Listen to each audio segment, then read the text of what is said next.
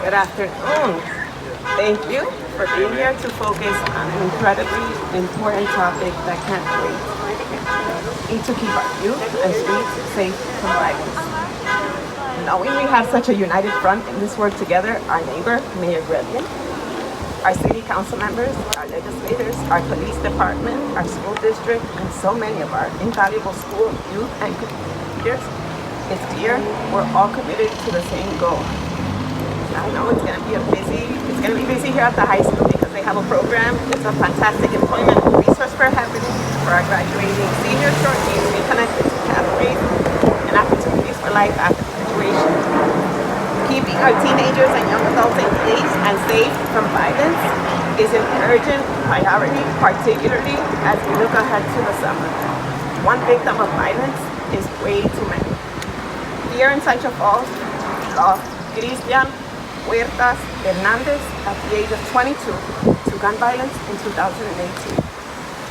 We lost Thomas Scutia at age 27 to gun violence. And the next year, 2020, Haley Bennett and Danny Sanchez were killed here in our city from gun violence. This year, our neighbors next door in Pawtucket and Providence have already experienced unthinkable tragedies mourned here.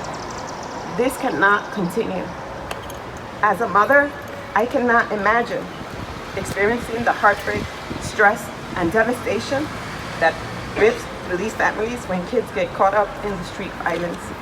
As mayor, I'm motivated to make sure we are doing all we possibly can for our youth so they feel safe, supported, and productive.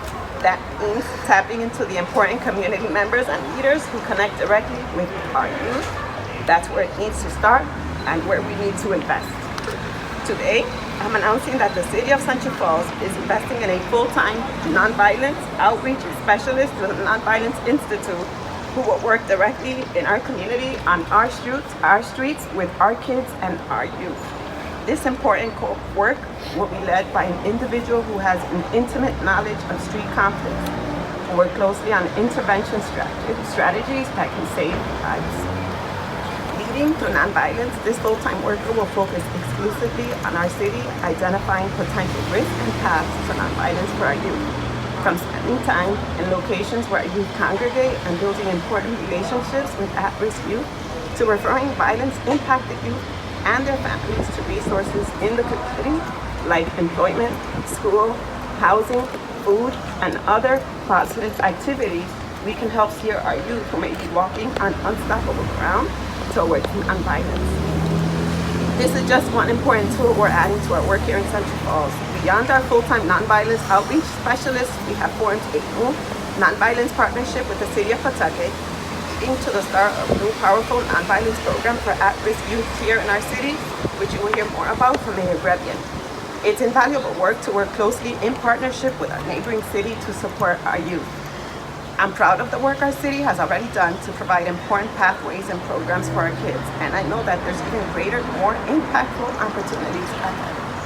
Our schools and youth athletic programs do an incredible job keeping our kids engaged, supported, and active. I want to give a special shout out to Councilwoman Tatiana who works in our school district and has been working hard to build organized enrichment opportunities for our students during out-of-school time. We have fantastic local partners, school leaders, community leaders, giving real opportunities to our youth. We're launching an organized list of opportunities aimed at keeping our kids safe this summer, which we'll share on our city's website, and you're going to hear more information about it today. As your mayor, I continue meeting with our police department and community leaders to proactively address ways to make our youth and streets safer, and I'm advocating for important state-level gun policy changes. But one thing is clear, our youth, who are our broader community, from Central Falls to Pawtucket, need more positive alternatives